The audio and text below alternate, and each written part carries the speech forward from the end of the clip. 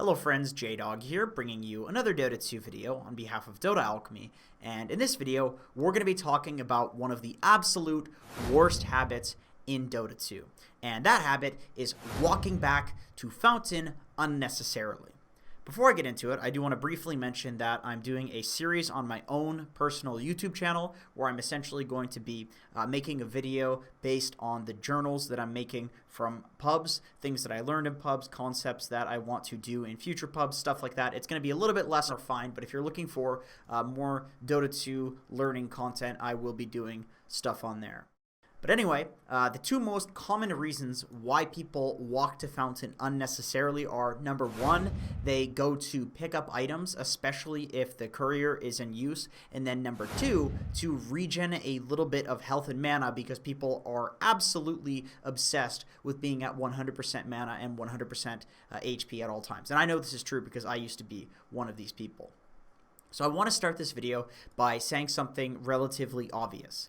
As BSJ says, in Dota there are rules, but there are also many exceptions. So therefore, it's not always a bad thing to go and walk to Fountain to accomplish either of these two goals. For example, if you're an Earthshaker and you need to get to your Blink Dagger quickly, let's say you literally have the Blink Dagger and you want to pick it up from the Fountain, and a few seconds here or there of wasting time with the courier may actually make or break your game. Well, yes, of course, this is obviously going to be okay to take a trip back to Fountain for this.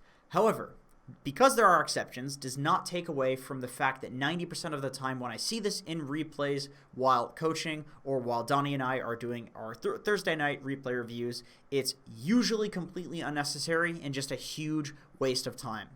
So why is it a waste of time? Because for a typical hero, walking to Fountain from a side lane with boots takes about 30 seconds. That's 30 seconds where you're not farming, ganking, protecting your team, and so forth. Before level 8, suiciding even to neutrals, which was nerfed heavily in the past, is a faster way to get back to base than walking. So if you walk back to Fountain 3 times in the early game, you're effectively adding 3 deaths to your own death counter. So you better make sure that it's worth it. With that being said, half the time people are going back to base when they don't actually have to. It's because they aren't using certain mechanics in Dota. So what are some good replacements for walking back to Fountain? First, we will address the issue of walking back to Fountain for items, and there are quite a few ways of improving this. Number one, you can purchase more items from the secret shop and the side shop and preempt your builds such that you can send a bunch of non-side shop and non-secret shop items out on the courier, and then you complete those items without going back to base by going to the respective shops. For instance, you'll see a lot of Nature's Prophets these days.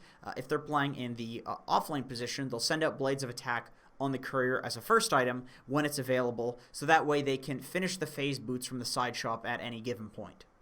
Number two, change your game plan around waiting for the courier.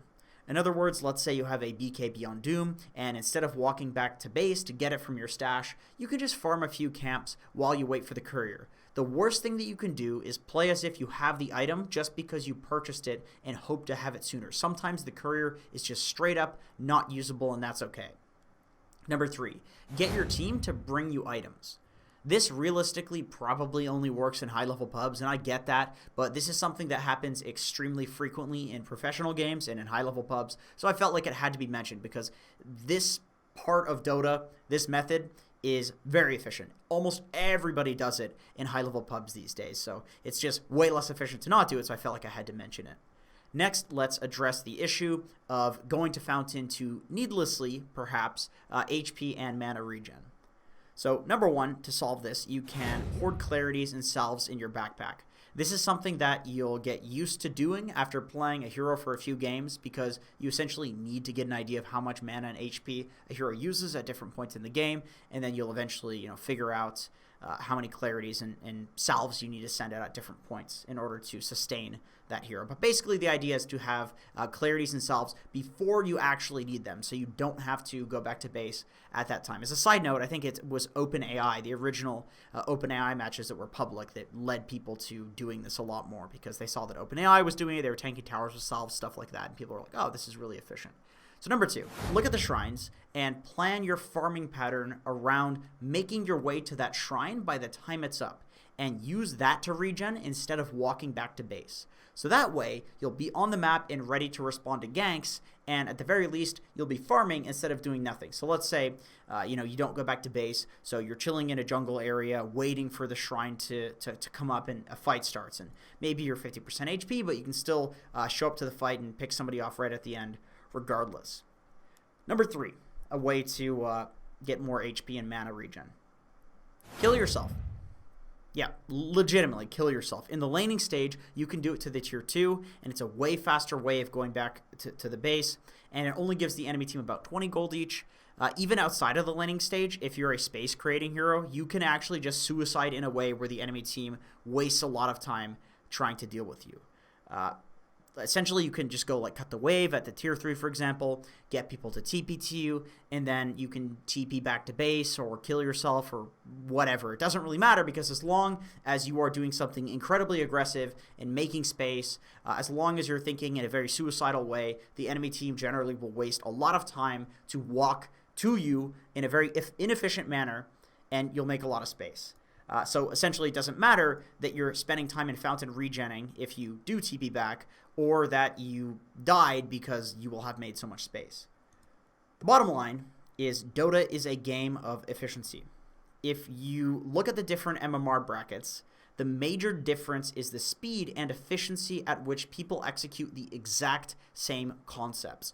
People take towers faster, people gank faster, people have items faster. And how do you do things faster? By spending your time as wisely as possible. And if you're running back to base, then that is not time that you are spending wisely, because you're doing essentially nothing during that time, which is effectively being dead. Anyway, that's it for this video. Thank you so much for watching, and I hope to see you in another video.